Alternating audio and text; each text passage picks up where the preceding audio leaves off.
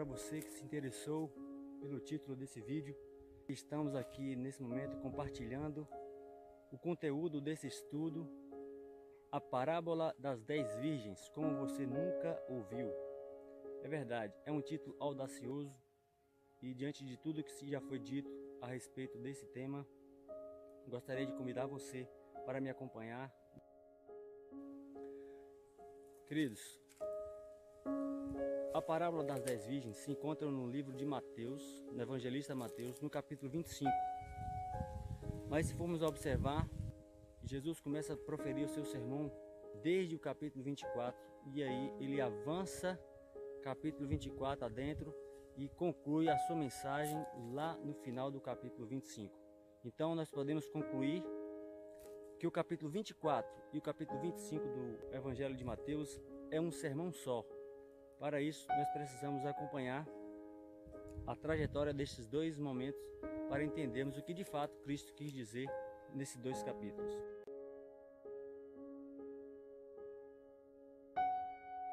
O 24 de Mateus, ele está referindo basicamente aos sinais da sua volta, aos sinais que antecederiam a sua vinda, o seu breve retorno.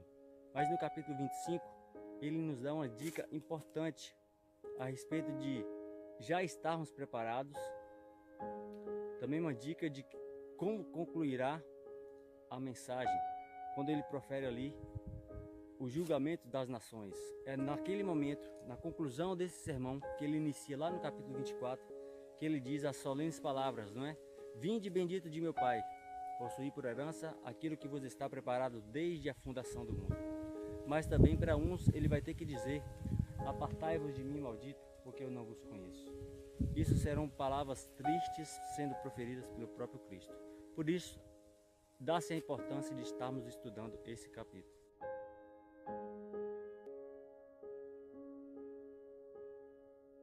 Queria dar 3 razões para você continuar assistindo a esse vídeo dentro desse propósito. O primeiro deles é que essa parábola ela se encontra com uma expressão verbal para o futuro.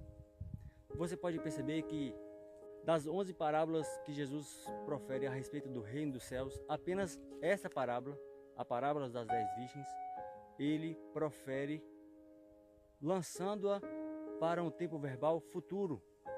No capítulo 13 de Mateus, ele vai fazer várias referências ao reino dos céus. É semelhante a alguma coisa. Ele vai estar sempre fazendo a relação de que o reino dos céus é semelhante a tal coisa. Mas quando ele chega na parábola das 10 virgens, ele fala que será comparado a 10 virgens, que tomando as suas lâmpadas, enfim. Um outro tópico que eu gostaria de salientar para a necessidade de estarmos estudando esse capítulo, ou essa parábola em si, é que existe uma necessidade, eu queria que você ouvisse bem isso, existe a necessidade de já estarmos preparados quando esse evento acontecer. Não apenas de nos preparar, mas de já estarmos preparados quando esse evento acontecer. Porque a gente pode perceber que na conclusão ali ele vai dizer que aqueles que estavam preparados adentrou-se para além das portas, e aqueles que não estavam preparados, ou aquelas, né, se referindo às 10 virgens ou às 5 nesses, as 5 loucas, 5 delas não entrou para além das portas porque não estava preparado. Então existe uma necessidade de hoje, em tempo de graça, tempo de misericórdia, tempo de oportunidade, tempo de paz relativamente, de já estarmos nos preparando para que quando chegar esses eventos, nós já, como povo de Deus, já estarmos preparados e não apenas, ou não ainda ir preparar. Então é uma necessidade e é um estímulo importante para estudarmos esse capítulo. E a última, e não menos importante, é que esse assunto ele se refere aos remanescentes. Como eu disse, quando Jesus ele profere essas palavras arremetendo para o futuro, ele tinha em mente a população de cristãos que estaria vivendo justamente um pouquinho antes de sua volta. Por isso, gostaria de convidar você a continuar comigo nesse estudo. Estaremos dividindo esse estudo em 4 blocos ou 4 subtemas. Dentro do tema geral, a parábolas das 10 virgens, como você nunca ouviu, nós vamos dividir em 4 blocos. E o primeiro dele é esse que estaremos abordando agora. E vamos tratar basicamente da estrutura da parábola, a base, o fundamento. E vamos tratar desse assunto tentando responder uma pergunta básica, que é: quem são os personagens? Para então avançarmos para o segundo tema, que é uma experiência de uma visão. A experiência de uma visão. E vamos responder basicamente quem dá azeite às loucas. E no terceiro tópico, e aí sim, nós chegamos a um ponto importante, o clamor da meia-noite. Você ouviu bem? O clamor da meia-noite. Quem acorda as virgens no momento mais escuro dessa terra? Haja vista que as virgens, todas elas estarão dormindo, e no momento específico, o momento do clamor da meia-noite, então elas acordam. E a nossa pergunta base será: quem acorda as virgens, sendo que todas elas estão dormindo? Então não perca a terceira parte desse estudo, que vai ser impressionante. E para concluirmos, o tópico 4 desse estudo será um outro segundo advento. É isso mesmo, um outro segundo advento. E vamos tratar de responder: quem é que vem como ladrão na noite?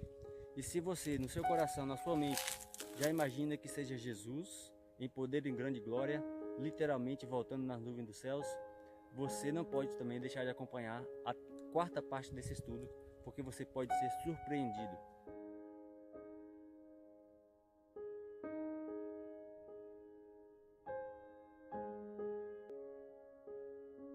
Para falarmos a respeito da parábola das 10 virgens, nós precisamos compreender como funcionava o casamento nos tempos bíblicos, um casamento oriental. Eu descobri aqui na minha pesquisa 7 passos importantes. O primeiro passo era o seguinte: o noivo, ele preparava a sua casa, ele preparava a casa onde ele ia morar com sua esposa, e ele enfeitava essa casa por dentro e por fora, ele iluminava essa casa. A partir daí, o segundo passo é que ele partia já com suas vestes nupciais da casa de seu pai em direção à casa dos pais da noiva. Chegando lá, ocorria uma pequena cerimônia, a semelhança de um casamento no civil.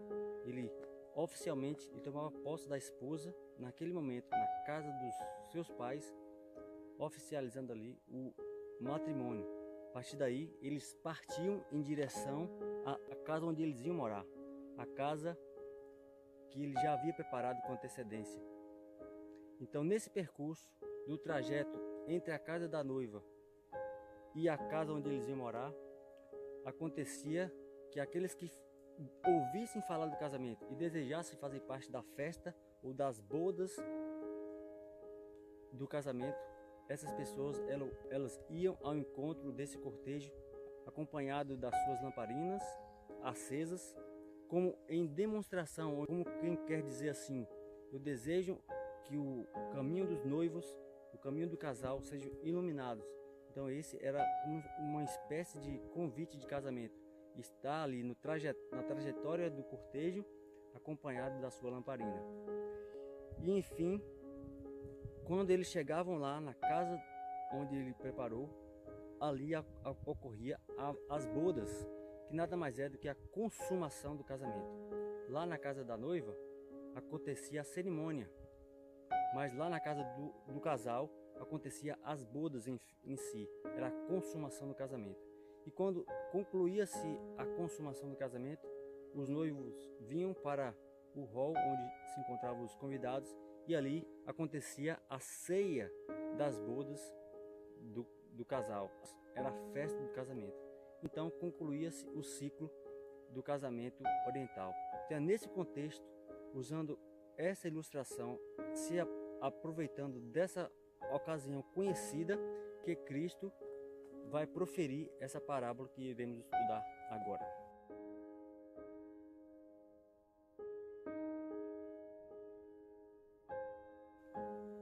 No livro Parábolas de Jesus, no capítulo 29, Cristo e seus discípulos estão assentados no Monte das Oliveiras.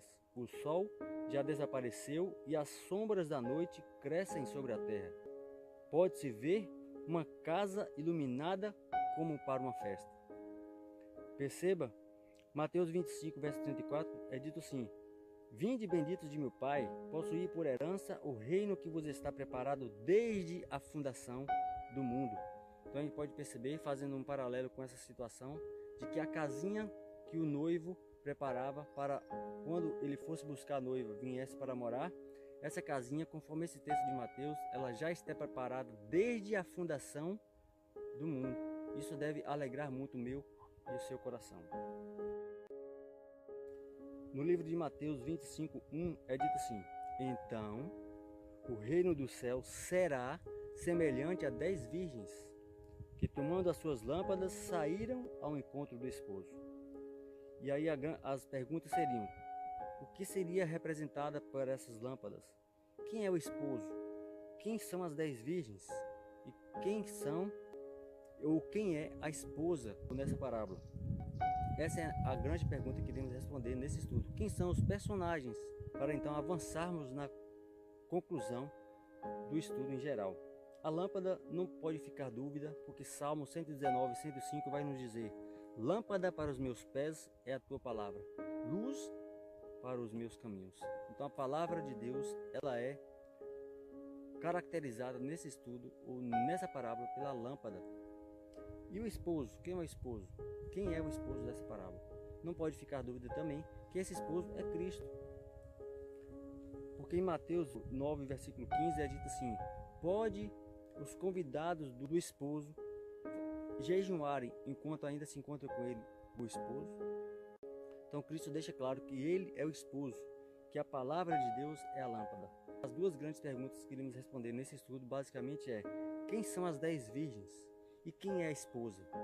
Porque se você concluir na sua mente que as virgens é a igreja, então quem seria a esposa? Também a igreja? Então, por isso que existe essa consideração para fazermos a partir de agora. No livro O Grande Conflito, no capítulo 24, especificamente na página 427, é dito assim: no Apocalipse, e ela faz alusão aqui a Apocalipse 19, versículo 9, é dito que o povo de Deus são os convidados à ceia das bodas.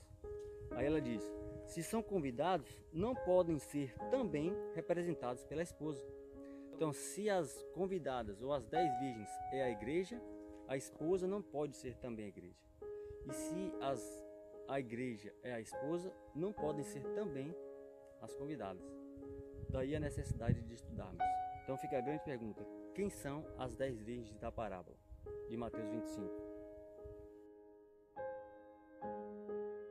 A parábola de Jesus, no capítulo 29, é dito assim: quando Cristo contemplava o grupo que aguardava o esposo, contou aos discípulos a história das 10 virgens, ilustrando pela experiência delas a da igreja, que viveria justamente antes da sua segunda vinda.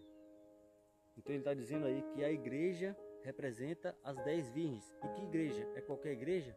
Qualquer placa? Qualquer denominação? Qualquer época? Não. É a igreja que estaria vivendo justamente antes da sua segunda vinda. Essa é a representação das 10 virgens. Se são chamadas virgens, por quê? Porque professam fé pura. Nós podemos classificar essas 10 virgens como o remanescente. Professa a fé pura, fé naquele que pode conceder salvação, que é Cristo Jesus, que é o esposo tão aguardado. Então, as 10 virgens é a igreja que estaria vivendo justamente antes da volta de Jesus. Mateus 25, 2 diz: 5 delas eram prudentes e 5 loucas. Aí eu pergunto: o que é ser prudente na Bíblia? Se você puder acompanhar na sua Bíblia aí, Mateus capítulo 7, versículo 24 e 26. É dito: todo aquele que escuta essas minhas palavras e as pratica, assemelhá-lo-ei ao homem prudente que edificou a sua casa sobre a rocha. Então a Bíblia está dizendo de forma enfática que o prudente, biblicamente falando, são aqueles que ouvem as palavras do Senhor e as praticam, e as põem em prática. e as desenvolve, não apenas ouve, mas elas desenvolvem na sua vida a relação com Cristo. Não só ouve, mas ouve e as pratica. Aí fica a dica, o oposto também é verdade. Ouvir e não praticar, a Bíblia classifica como louco, como insensato, como imprudente. E assim a gente avança. Parábola de Jesus, no mesmo capítulo 29, diz: a classe representada pelas virgens loucas não é hipócrita. Elas têm consideração pela verdade, advogam-na, mas não se entregam à operação do Espírito Santo. Então a grande dificuldade, a grande questão aí é se entregar à operação do Espírito ou não. No próprio capítulo 29 de Parábola de Jesus nos diz: não se notava diferença entre elas. Não havia diferença, aparentemente olhando para uma era a mesma coisa de olhar para a outra. Não havia diferença. Mas aí conclui o pensamento dizendo: numa crise é que o caráter é revelado. Somente numa crise é que o caráter é revelado, onde se distingue quem é de fato de Deus e quem não é. Então fica a dica para os próximos estudos. Quem é a esposa? Capítulo 24 do livro O Grande Conflito nos diz: se são convidados, não podem ser também representados pela esposa. E aí no Apocalipse 21, verso 2, vai nos dizer quem é a esposa. E aí a confirmação disso é no verso 9 e no verso 10.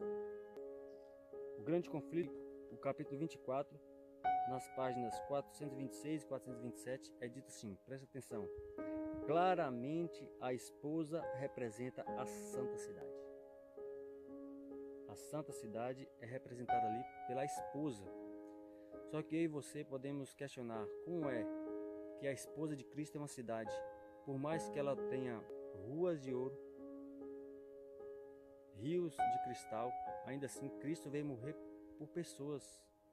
Então não podemos admitir que a esposa de Cristo seja coisas inanimadas. Comentando o texto de Mateus 27, versículo 51 a 53, é dito: desejado de todas as nações, no capítulo 81, na página 555, quando Cristo ressurgiu, trouxe do sepulcro uma multidão. Assentaram com ele como troféus de sua vitória sobre a morte. Para quê? Para estarem comigo onde eu estiver. Então a Nova Jerusalém está sendo representada aqui pelas pessoas que foram ressuscitadas juntamente com Cristo.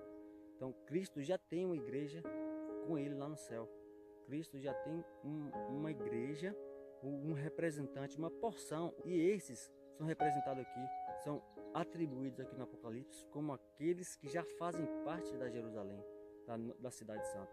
Então quando a Bíblia diz que a cidade santa é a esposa de Deus, não é rua de ouro, mas sim as pessoas que Cristo já resgatou da morte, ressuscitando juntamente com ele na sua ressurreição e levou para o céu para receber o título de esposa de Cristo.